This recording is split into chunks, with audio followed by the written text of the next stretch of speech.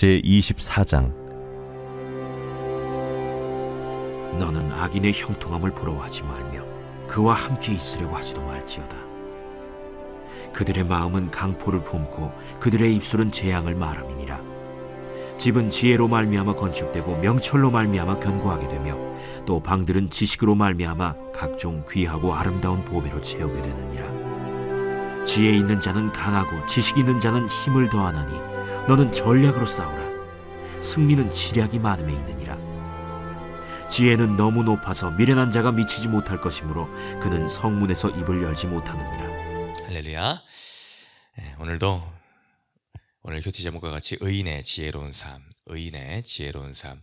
우리를 하나님의 자녀 백성 또한 악인에서 의인 삼아 주신 하나님의 은혜를 기억하며 하나님이 주신 지혜 가운데 사는 인생이 되기를 소망합니다. 오늘 첫 번째 단락에서 보니까 세부 제목으로 지혜로운 삶의 기초라고 되어 있습니다. 지혜로운 삶의 기초. 어떤 삶의 기초요? 지혜로운 삶의 기초다라고 합니다. 기초라는 것은 매우 중요한 부분입니다. 무엇이든 간에 시작을 할 때 기초 과정이 필요합니다. 제가 이제 일본 선교를 나감에 있어서 이제 일본어를 이제 정말 맨땅 헤딩하듯이 나갔거든요. 그러면서 기초 없는 상태로 나갔습니다. 근데 이제 하나하나 해나갈 때에 언어에도 기초가 있다. 뭐 서적 같은 것도 보면은 입문, 뭐 기초 이렇게 시작하지 않습니까? 처음부터 고급 과정으로 하는 사람은 없습니다. 뱁새가 황새 쫓아가려다가 가랭이가 찢어진다는 말처럼 그러면은 너무 어려운 나머지 포기를 하고 흥미를 잃게 마련입니다. 또한 모든 악기 같은 것도 배울 때에 기초가 중요하다라고 합니다. 이게 속된 말로 가라로 배웠다라는 말이 있는데 그런 식으로 하다 보면은 이 기초가 튼튼한 사람과 그렇지 않은 사람들이 나중에 실력이 상승하는 갭의 차이가 심각하게 많이 납니다. 그만큼 얼마나 기초가 탄탄한가, 기초 위에 이 사람의 실력이 기초 위에 서 있는가, 기초가 제대로 안 닦여 있는 상태로 서 있는가 하는 것은 분명하게 드러나게 되어 있습니다. 오늘 첫 번째 단락에서 그 기초에 빗대어서 가장 이해하기 쉽고 중요한 그 비유적인 표현으로 나오는데 그것이 바로 집 짓기에 대한 부분입니다. 집을 지을 때에 기초가 가장 중요합니다. 최근에 저희가 이제 엘리프 전도를 시작하지 않았습니까?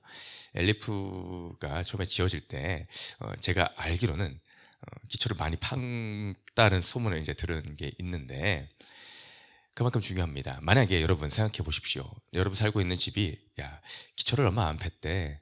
기초가 뭐 한 1m 정도밖에 안 된대 라고 생각을 해 보십시오. 누가 들어가겠습니까? 아무리 외관이 화려하고 금을 갖다 발랐고 뭐 안에 구조가 잘 빠졌고 한들 여러분 기초가 제대로 안 돼 있는데 누가 들어가서 살겠습니까? 나의 생명을 걸고 그곳에서 모험을 하며 살 자가 누가 있느냐라는 것입니다. 지 아무리 삐까뻔쩍해도 기초만큼 중요한 것은 아무것도 없습니다. 집 짓는 데서 가장 1순위를 뽑는다면 그 기초일 것입니다. 작년이었나 재작년이었나요? 한참 뉴스에 화제거리가 났던 것이 아파트가 부실공사로 인해서 갈라지고 했던 그런 부분이 있었습니다. 알고 보니까 그 기둥의 철근 구조물이 얼마 안 들어갔다. 그래서 오죽하면은 비난하는 말로 순살 아파트다라는 표현까지 나왔던 적이 있습니다. 그런데 그런 기둥과 외관의 그런 콘크리트의 그런 철근보다도 중요한 것은 기초입니다. 어쨌든 간에 아무리 또 기둥을 튼튼하고 견고한 철근을 썼다고 해도 바닥에 기본 공사 주축가 되는 것이 뭐 진흙 위에 지어졌다, 예를 들어서 그렇다고 한다면은 필요가 없습니다. 아무리 그 위를 튼튼하게 줘도 바닥이 튼튼하지 않으면은 허가조차 원래는 내어질 수 없는 부분이다라는 것이죠. 그래서 오늘 3절의 말씀을 보니까 집은 지혜로 말미암아 건축이 된다. 그 가장 기초되는 것이 무엇이냐? 지혜이다라는 것입니다. 지혜로 말미암아 집이라는 것이 건축이 됩니다 라는 말로 시작합니다. 그러면서 그 다음이 붙어나는 거죠. 명철로 말미암아 견고하게 되고 또 방들은 지식으로 말미암아 각종 귀하고 아름다운 보배로 채우게 되느니라. 오늘 이 두 절에서 간략하게 이 집 짓는 모습을 묘사합니다. 지혜로 건축되고 명철로 견고가 되며 그 집안에 방들이 있을 것인데 그 안은 지식으로 말미암아 귀하고 아름다운 보배로 채우게 된다라는 것이죠. 여러 가지 지혜, 명철, 지식이라는 말로 나오지만 이 모든 것을 볼 때에 지혜에서 비롯되는 요소들임을 알 수가 있습니다. 그러니 기본은 지혜이더라라고 말씀할 수 있습니다. 그러면은 이 집이라는 것이 세워진다라고 하는데 그렇다면 집을 무엇에 비유할 수 있을까? 그것은 우리들의 인생, 우리들의 삶입니다. 우리의 집이 인생이 지어져 나가는데 이것은 주님 오시는 그날까지 이어지는 것입니다. 각자에게 맡겨주신 우리 인생의 여정이 있습니다. 그 기간 동안에 우리는 집을 지어갑니다. 집을 지어갑니다. 눈에 보이는 집을 뛰어넘는 우리 인생의 여정의 집을 영육혼의 집을 지어 나가게 됩니다. 주님 오시는 그날까지 우리는 이것을 끊임없이 공사 중입니다. 계속해서 공사해서 나아갑니다. 우리가 이 땅 가운데 눈에 보이는 우리가 살 그 집만 멋지게 짓는데 목표로 삼는 것이 아니라 나의 인생이라는 큰 틀에 이 집을 지어가는데 이 집이 얼마나 아름답고 멋지게 지어가는가, 세워져 가는가를 우리는 더 중요하게 생각해 나가야 됩니다. 그러므로 우리의 눈에 보이는 이 집의 기초가 중요하듯이 우리의 인생의 기초는 더욱더 중요합니다. 왜냐? 이것은 우리의 인생의 삶과 죽음이 달려있는 문제이기 때문입니다. 그래서 가장 중요한 부분입니다 라고 할 수가 있습니다. 그래서 핵심이 기초공사라고 하였죠. 그래서 오늘 이 말씀에서도 지혜로 말미암아 건축되는 집, 너희의 인생이 지혜 위에 서야 됨을 알려주고 있는 것입니다. 그것은 우리 주님께서도 강조하신 부분입니다. 마태복음 7장 24절에서 27절까지의 말씀을 주님이 비유로 설명하고 계십니다.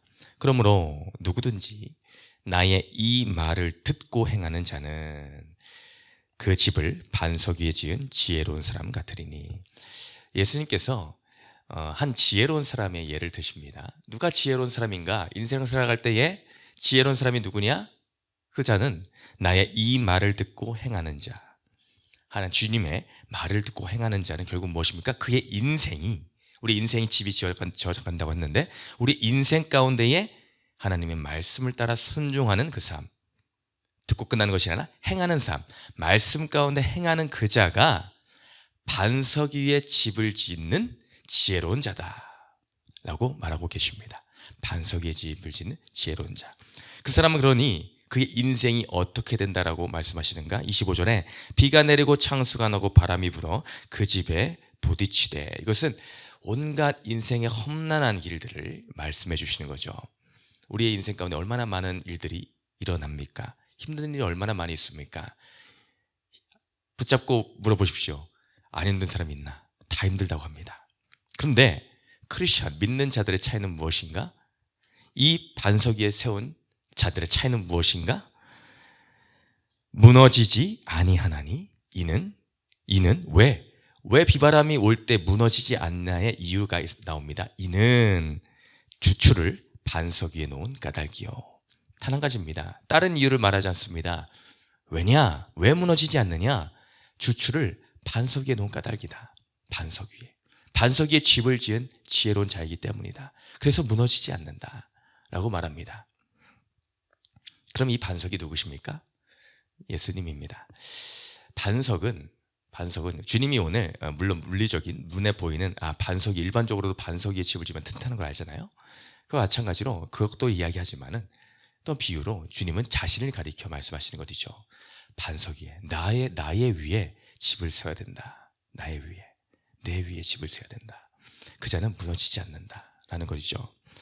그러나 반대로 나의 이 말을 듣고 행하지 아니하는 자, 하나님이 없는 인생, 말씀이 없는 인생, 반석, 예술소 위에 집을 짓지 않는 인생, 그지 않은 그 집을 모래 위에 지은 어리석은 사람 같으리니. 아까는 지혜로운 사람이라 했습니다. 근데 이번엔 뭐랍니까? 어리석은 사람이다. 그 자의 인생은 어리석은 인생이다. 어리석은 사람 같으리니 비가 내리고 창수가 나고 바람이 불어 그 집에 부딪힘에 무너져 그 무너짐이 심하니라. 그는 비바람의 인생 가운데서 버틸 수가 없습니다.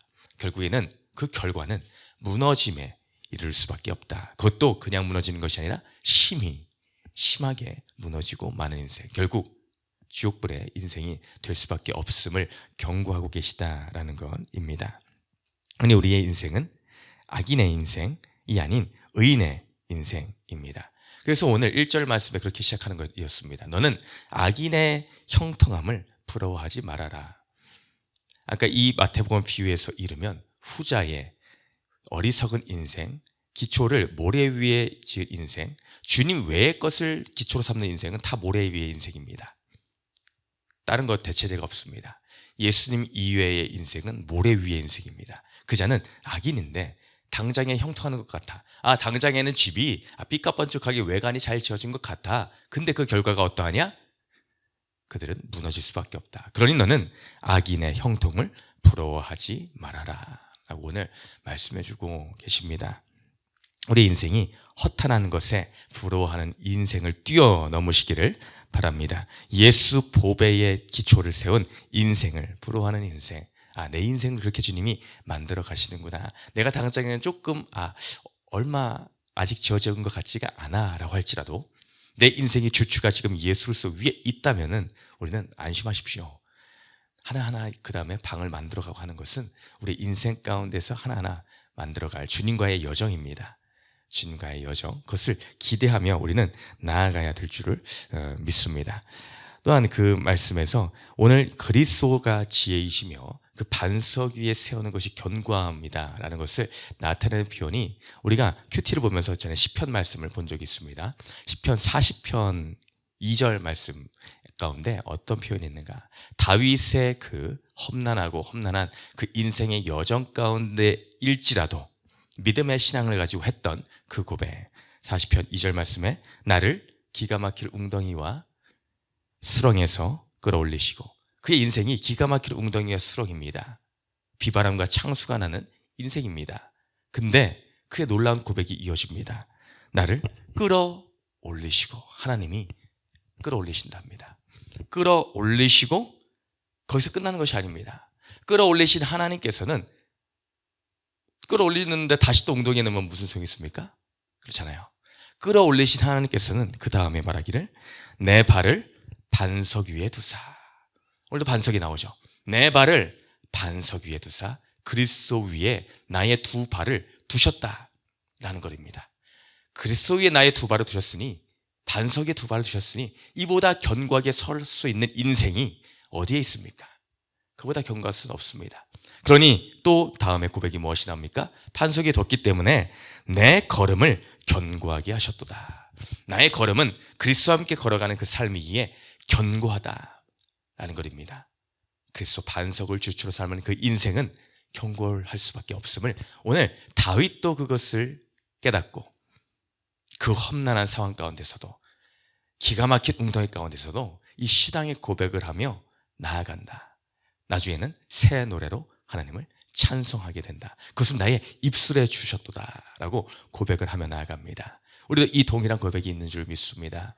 지금의 상황과 형편이 비바람과 창수가 있을지라도 내가 찬양할 수 있는 이유는, 내 입술에서 찬양이 나오는 이유는 내 발의 기초가 지금 반석 위, 그 지혜 위에 서 있기 때문이다 라는 것입니다. 이 고백이 날마다 음식을 소망합니다. 또한 고린도전서 1장 21절로 24절에 보면은 분명하게 성경은 예수 그리스도가 지혜임을 고백하고 있습니다. 하나님의 지혜에 있어서는 이 세상이 자기 지혜로 하나님을 알지 못하므로, 여기 지혜가 두 번 나왔습니다. 하나님의 지혜, 그리고 그 다음에 나오는 게 이 세상이 자기의 지혜로 나옵니다. 전자의 지혜와 후자의 지혜는 다른 지혜입니다. 하나님의 지혜에 있어서는 이 세상이 자기 지혜, 하나님의 지혜와 자기 지혜가 대비되어 나옵니다. 이 세상 사람들 자신이 지혜롭다 합니다. 그러나 아니다. 그렇지 않아. 너희의 인간의 지혜로는 하나님을 알지를 못한다라고 합니다. 인간의 지혜로는 하나님을 알지 못해. 그러면서 이어집니다. 그러므로 하나님께서 전도에 미련한 것으로 믿는 자들을 구원하시기를 기뻐하셨도다. 유대인은 표적을 구하고 헬라인은 지혜를 찾으나, 여전히 지혜를 찾습니다. 찾으나 우리는 십자가에 못 박힌 그리스도를 전하니. 지혜를 찾는다라고 나오는 표현이 이제 그리스도에 대해서 설명이 나오는 겁니다. 우리는 십자가에 못 박힌 그리스도를 전하니. 너희가 지혜를 찾느냐? 우리가 십자가에 못 박힌 예수를 전한다. 지혜를 찾아 예수를 전해. 유대인에게는 거리끼는 것이요 이방인에게는 미련한 것이 돼. 여전히 세상 사람들은 그리스도를 미련한 것으로 받는다라는 것입니다. 오직 부르심을 받은 자들에게는 유대인이나 헬라인이나 그리스도는 하나님의 능력이요 하나님의 지혜니라. 뭐랍니까? 그리스도는 하나님의 능력이요 하나님의 지혜니라. 그리스도는 능력이시며 그리스도는 지혜이십니다. 근데 세상 사람들은 그것을 미련한 것으로 받는다라는 것입니다. 야, 인생의 기초를 무슨 예수로 세워? 야, 십자가 구원? 말도 안 돼. 그거 미련한 거 아니냐? 그것이 무슨 구원을 줘? 내 인생에 뭘 책임을 져? 하며 여전히 다른 세상의 지혜로 다른 것을 찾아 헤맨다라는 것입니다. 그러나 그것이 아니다. 너희가 미련한 것으로 여기느냐? 근데 하나님은 너희가 미련하는 것으로 통해서 일하셨다. 십자가로 일하셨다. 예수 그리스도로 일하셨다. 전도로 일하셨다라는 것입니다. 그러면 우리는 헛된 것, 세상 사람들은 어리석다라고 하는 그것이 진정한 하나님의 지혜임을 깨달아. 예수 그리스도 지혜. 그 위에 오늘도 나의 인생의 기초를 세워감으로 내가 하나님이 기뻐하시는 아름다운 집, 인생의 그 집을 지어져 가는 오늘 저와 우리 복된 성도님들 되시기를 주님의 이름으로 축복을 드립니다. 첫 번째 질문 읽겠습니다. 시작. 나는 세상 성공을 부러워하기만 합니까? 아니면 하나님의 지혜로 삶을 세워가고 있습니까? 기도합니다. 사랑과 은혜가 풍성하신 하나님 아버지, 우리의 집이 오늘도 지어져 가고 있습니다. 그런데 우리의 눈을 들어 내 기초가 지금 어디에 서 있나를 볼 때에 과연 온전히 그리스도 위에 세워져 가고 있습니까? 아니면 다른 것들을, 이런저런 것들을 더하려 하고 있지는 않습니까? 그리스도가 지혜라고 하십니다. 그곳에 우리의 기초를 세워야 된다라고 하십니다. 허탄한 것, 헛된 것을 이것저것 섞으려고 하는 어리석음이 있지 않게 하여 주시고 순전한 그리스도만으로 세워지게 하여 주시옵소서. 오늘 하루의 삶이 그런 의인의 지혜로운 삶이 되기를 소망하며 예수님 이름으로 기도드렸습니다. 아멘.